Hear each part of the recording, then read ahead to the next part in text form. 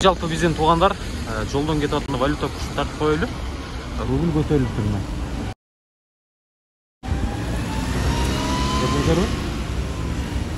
Рубль 880.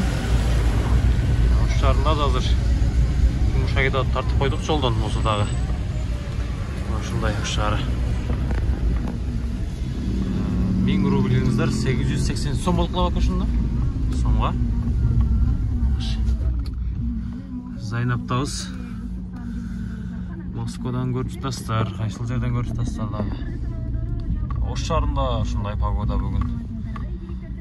Караңыздар, сонун жамгыр жаап, жаз келе баштады.